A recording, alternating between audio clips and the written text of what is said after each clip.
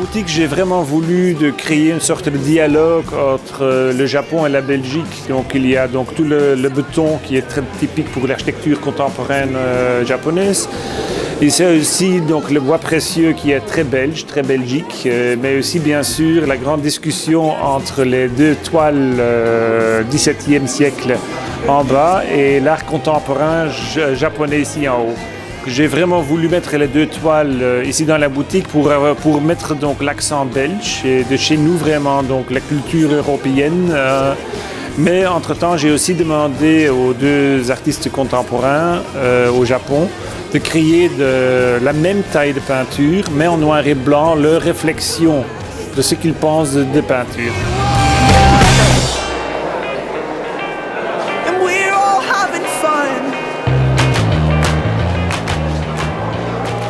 C'est vraiment donc voulu comme ça, donc j'ai vraiment recherché un endroit où on pouvait presque créer deux boutiques séparées. Donc bien sûr c'est le même bâtiment, il y a le même sentiment, mais j'ai voulu quand même créer un monde différent pour hommes que pour femmes.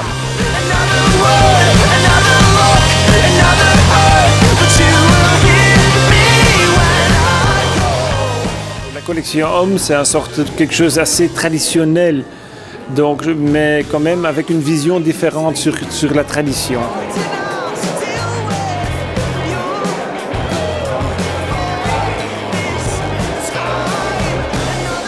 Et en femme, j'ai vraiment voulu raconter mon histoire que normalement je raconte avec beaucoup de fleurs, beaucoup d'imprimés et beaucoup de broderies. Là, j'ai voulu l'exprimer en noir et blanc avec des dessins graphiques.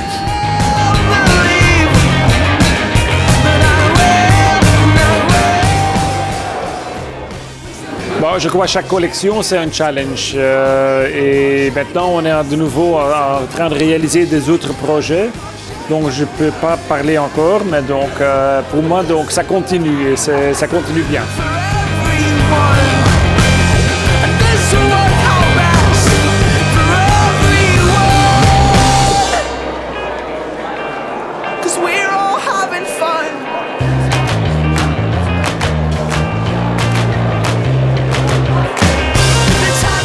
壁画とフィッティングルームがまず最高で、あとね、もともと天井の高いすごい気持ちいい空間なんで。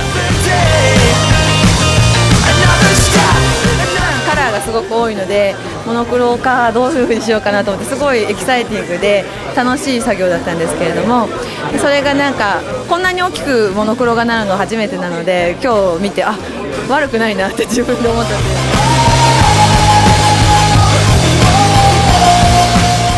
あとお店も知ってますので、なんていうかモダンに変身した感じがびっくりしました。あと絵画も素敵な絵画がついにあって、それだけ見るだけでも素敵かなと思います。クラシックなんだけど色気がある。これは多分僕も今そういう気分だし、その男の人のこう時代の気分に合ってるなと、そう思いました。